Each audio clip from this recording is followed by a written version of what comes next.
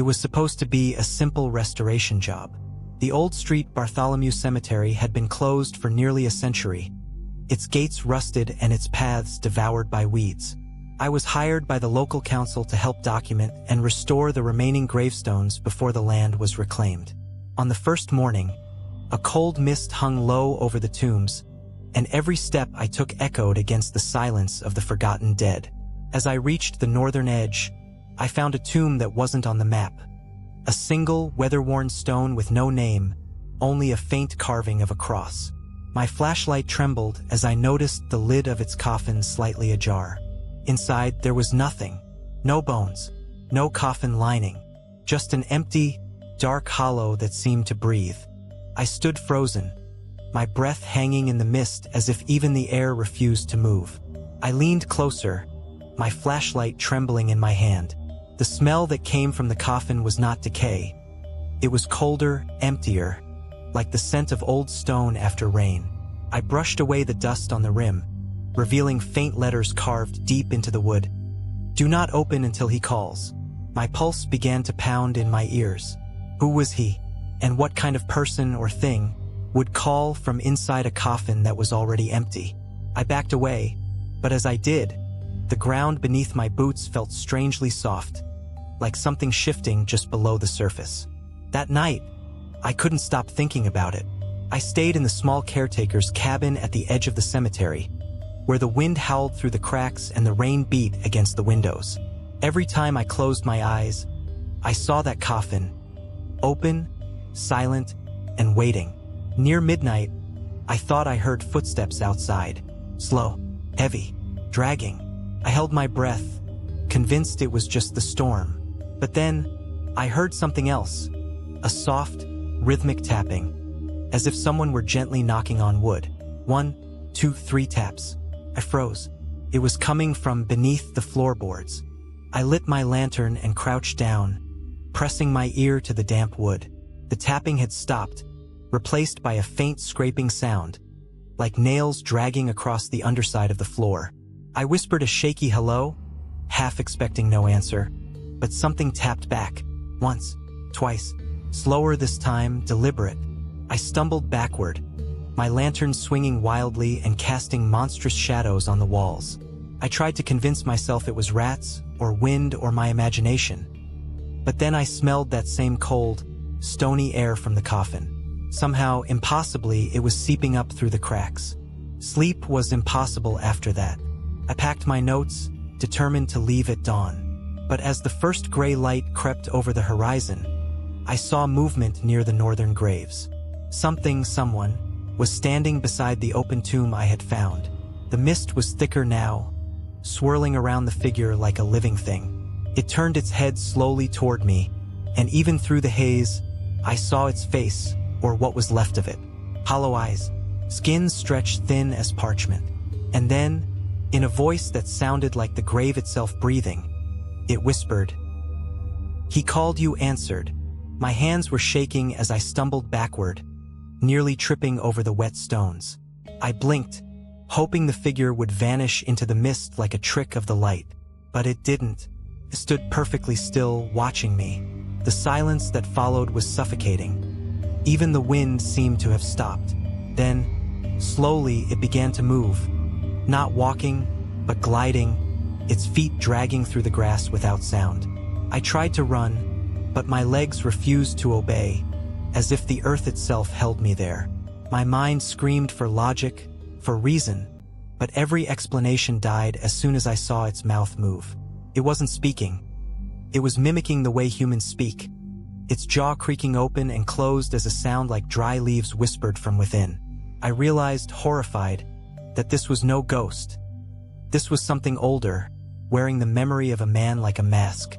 It raised one hand, bony and twisted, pointing toward the northern tomb. Its voice, if it could be called that, spilled into my head rather than my ears. "He waits," it said, the words echoing inside my skull. "He is awake now." The mist thickened, spinning violently around the creature, and in an instant, it was gone. But the words stayed. I didn't sleep that night, Every corner of the caretaker's cabin seemed to hum with unseen whispers. I kept the lantern burning, its weak flame my only ally against the pressing dark. Around 3 in the morning, I heard the faint sound of a piano. It came from far away, soft, distant, yet impossibly clear.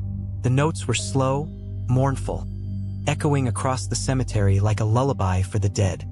I looked through the window, and though I could barely see beyond the mist, I swore I saw a faint light flicker near the northern tomb. Compelled by a force I couldn't name, I took my lantern and stepped outside. The rain had stopped, but the ground was slick with mud. The closer I got, the louder the music grew, until I could feel the vibrations trembling in my chest. Then suddenly it stopped. Silence again. The light was gone. Only the open grave remained, waiting like an open mouth in the earth. And though no sound came, I could feel, deep in my bones, that something below was listening to me. The next morning, the council workers arrived to begin clearing the overgrown sections. I tried to tell them about the open grave, about the thing I saw, but they just laughed. "You've been reading too many ghost stories," one of them said. Yet when they went to the northern section, their laughter stopped.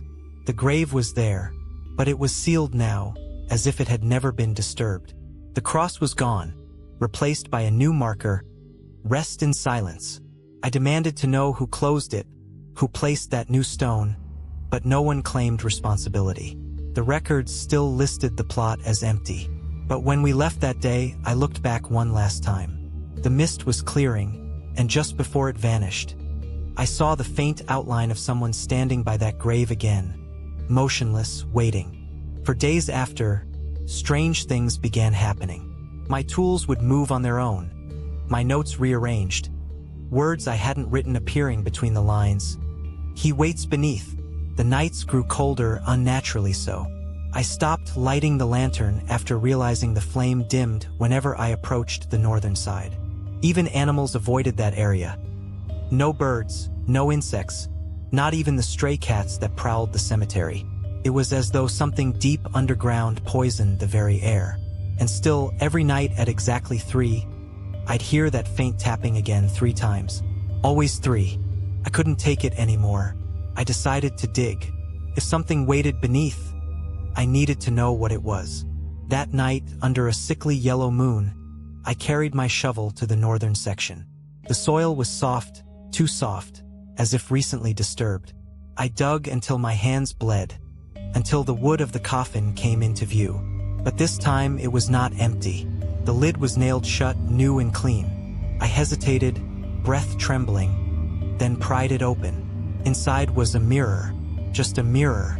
My reflection looked back at me, but the face in the glass smiled, and I didn't. For several minutes, I could only stare into the mirror. My reflection smiled wider, teeth too sharp, eyes too hollow. I felt my heart pound so hard I thought it would burst. I tried to drop the mirror, but my fingers refused to open. It was as if the glass had grown warm and fused to my skin. Then, faintly behind the reflection, I saw movement. A shadow, not mine, was standing over my shoulder inside the mirror. Slowly, it raised its hand and pressed it against the glass from the inside. My real shoulder turned cold, the chill seeping through flesh and bone. When I finally let go, the mirror didn't fall. It hung there, suspended in midair, reflecting something that wasn't the world around me. Then came the whisper, faint but clear, like breath sliding along my ear. "He wears your face now." The mirror cracked, a thin line running straight down its center. The smile in the reflection didn't fade, it only widened. And though the mirror now lay shattered among the dirt, I swear I could still see that grin glowing faintly from the broken shards. After that night, something about my reflection changed. When I washed my face, it blinked slower than I did. When I passed windows, I'd catch it still watching after I turned away.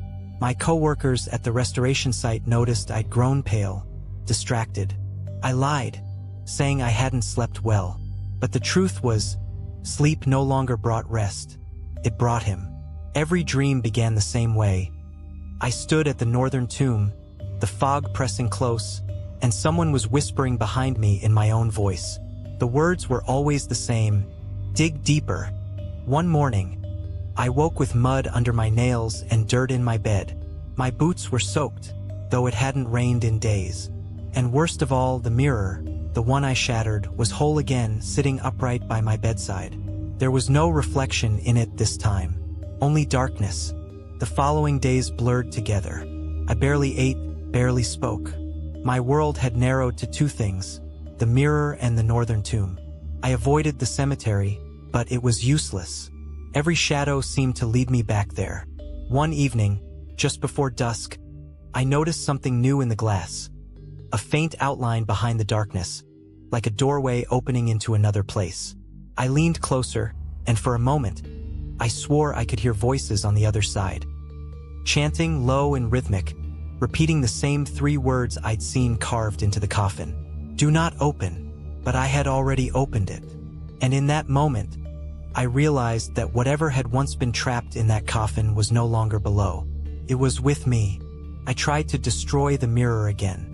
I smashed it with a hammer, burned it, buried it deep behind the caretaker's cabin. But every time I woke, it was back, spotless, waiting. The whispers grew louder now, crawling through the cracks of my mind.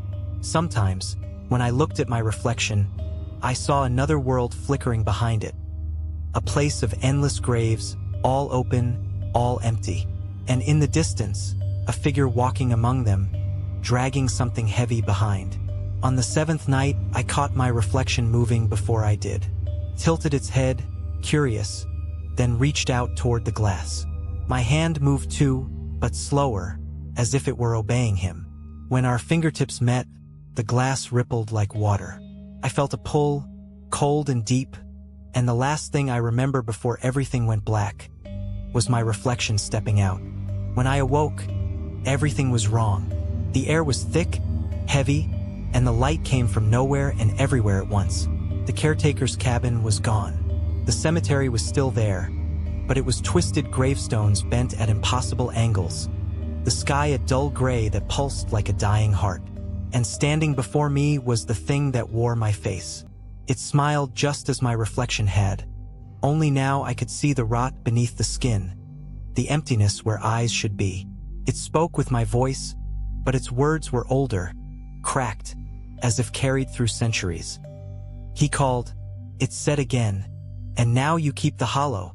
I tried to scream, but my throat produced no sound. Then it stepped closer and whispered, look below. I looked down.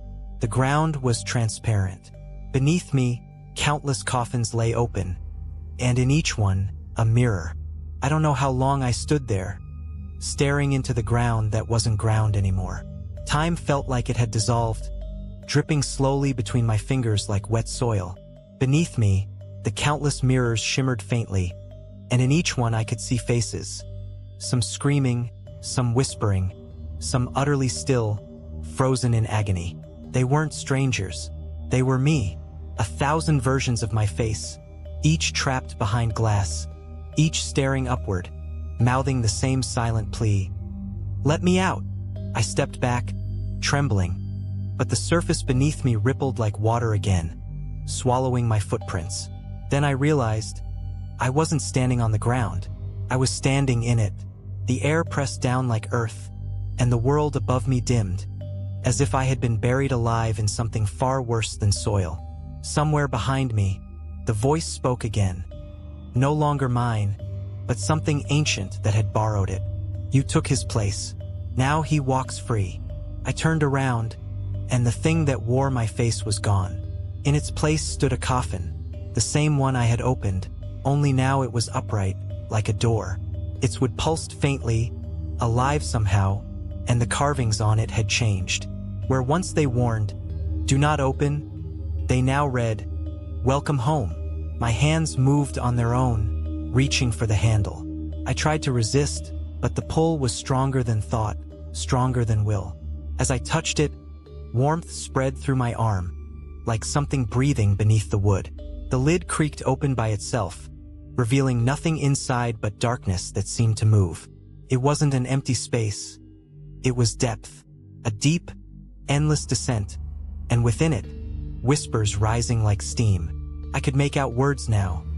My name, repeated over and over, thousands of voices overlapping, calling me down, and I stepped forward.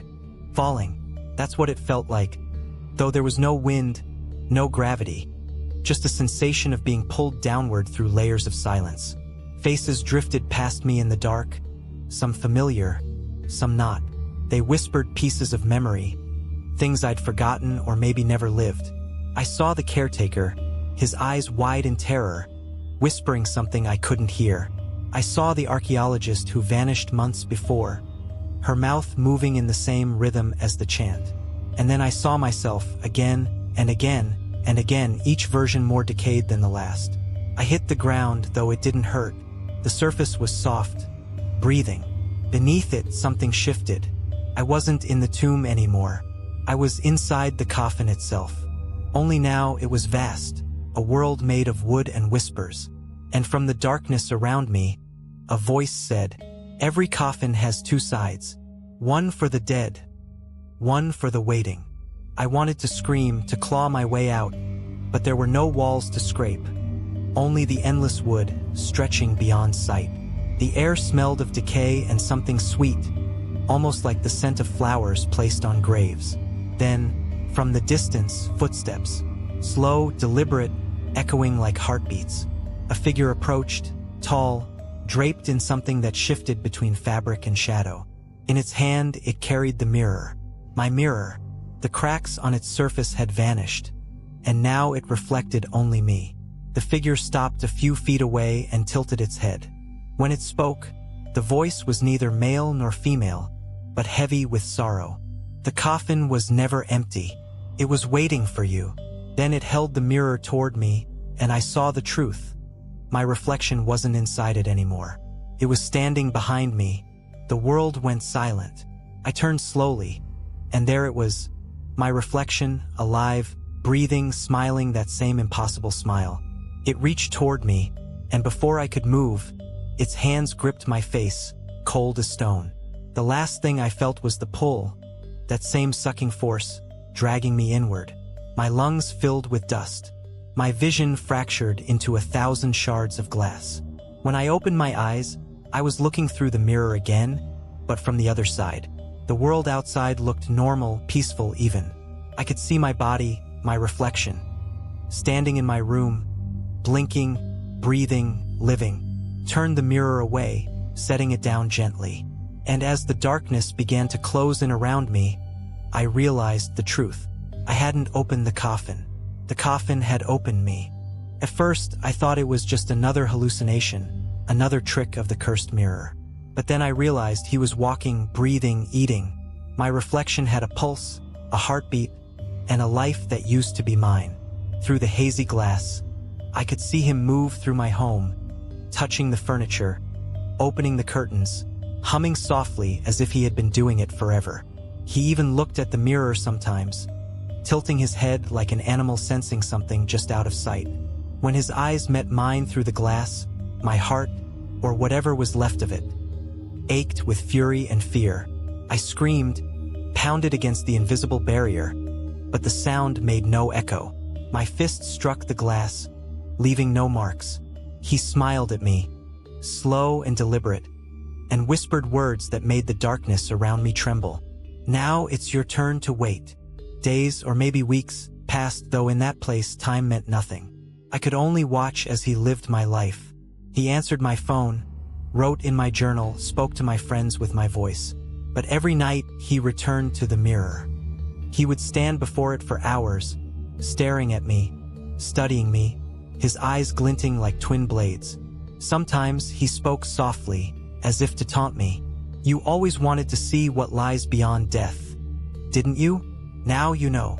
Behind him, the world began to rot. Shadows grew longer. The light in my house flickered like a dying flame. The walls cracked, and from the cracks, a faint whisper leaked. Dozens of voices murmuring the same cursed line I had once read on that coffin. "Do not open until he calls." The voices multiplied, whispering from within the walls, from beneath the floors, even from inside the glass where I was trapped. They weren't just sounds. They were others like me, souls, trapped reflections, each one begging, warning, whispering fragments of their own damnation. I began to recognize them, the caretaker, the archaeologist, the woman whose portrait hung in the old church. All of them had looked into their own mirrors once. One night, the whispers turned into screams. The reflection, my imposter, stood before the mirror again, holding something in his hand. It was a shard of glass, sharp and shining. "It's getting crowded in there," he murmured. Then, smiling, he dragged the shard across his own throat. But no blood fell. Instead, the mirror around me cracked open, and through the fractures, I saw hundreds of faces pressing against the glass, each one waiting to take my place. I screamed again, but the cracks only widened. The world inside the mirror began to collapse, the fragments breaking into infinite reflections, each one showing a different moment, a different coffin, a different soul. I saw my past lives, or maybe the memories of those who had come before me, all looping endlessly. Then, from the largest crack, a hand emerged, pale, skeletal, with black veins crawling up the arm. It reached for me, its nails scraping the surface of my prison. When it touched me, cold surged through my body like drowning in ice. I was being pulled again, but not downward this time. I was being replaced. My vision blurred, and suddenly I was looking out of the mirror once more. But from a new body. A woman's face, terrified eyes. Another victim. She had looked too long into the glass. And now I wait again. The mirror sits in a small antique shop at the edge of the city, gathering dust. The shopkeeper doesn't know its history. He calls it the Whispering Glass, laughing at the name, unaware that sometimes, when the lights flicker, the mirror breathes. I can see the people who pass by, their curious faces leaning closer, their fingers brushing the frame. Every time someone stares too long, the cracks beneath the surface pulse faintly. I can feel it, the hunger, the pull, the waiting. I whisper through the dark, to anyone foolish enough to listen, "Do not open," until he calls. But they never hear me. They only see their reflection smiling back. The next morning, the town was silent. No one walked the streets, no shops opened, and the church bells never rang. I knocked on the caretaker's door, no answer. The air had changed. It carried a smell of old earth and rot, thick and suffocating. I drove back to the cemetery, half mad with exhaustion and dread. The fog was thicker than ever, clinging to my windshield like cobwebs. When I reached the northern edge, the unnamed grave was gone. Not damaged, not desecrated, simply gone. The soil was smooth, untouched, and where the grave had once been, there was now only a faint, wet footprint leading toward the gate. The same kind of boot I wore. Panic clawed at my chest. I stumbled back, my mind screaming that this was impossible. Graves don't vanish. Dead men don't walk. But the print was still wet, still dripping mud that smelled of the hollow beneath the earth. Against every instinct, I followed it. The trail led beyond the cemetery gates, through the old forest path. Every few steps, I could hear breathing. Not mine, not quite behind me, but around me, as if the air itself exhaled. Then, faintly, I began to hear footsteps syncing with my own. When I stopped, they stopped. When I walked faster, they followed closer. By the time I reached the clearing, the fog had formed into walls, enclosing me in a pale, shifting prison. In the center stood a wooden coffin, open, waiting. My stomach twisted when I realized it was the same coffin from the nameless grave.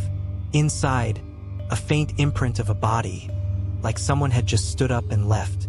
And then, beside it, lay a journal. My journal, the one I had dropped days ago. But the last page was different, written in a handwriting that wasn't mine. "You shouldn't have opened it." The ground beneath me began to rumble, soft at first, then deep and violent. From within the fog came whispers, hundreds of them, layered, crying, laughing. I fell to my knees, clutching the journal, and the fog began to move. A figure emerged, half seen, dragging one arm as if broken. Its head tilted unnaturally, its mouth sewn shut. Yet somehow, I heard it speak inside my skull. "You took my place." I screamed, but no sound came out. My lungs were full of cold air, heavy as stone. When I woke up, it was daylight. I was lying inside the open coffin. The fog was gone, and the birds were singing again. I stumbled out, dizzy, and saw the townspeople gathered near the gate, staring at me with wide, terrified eyes. Behind them stood a new grave, freshly filled, with a simple marker carved in stone. My name was on it. The caretaker whispered, "We found you dead yesterday. Since that day, I can't bear to sleep. Every time I close my eyes, I see that coffin waiting for me, its lid slowly closing." They buried him once, but something in that grave refused to stay silent. If you ever visit Street Bartholomew Cemetery, don't follow the footprints. And if you hear the sound of breathing beneath your feet, run, because the coffin was empty once, and it's waiting to be filled again.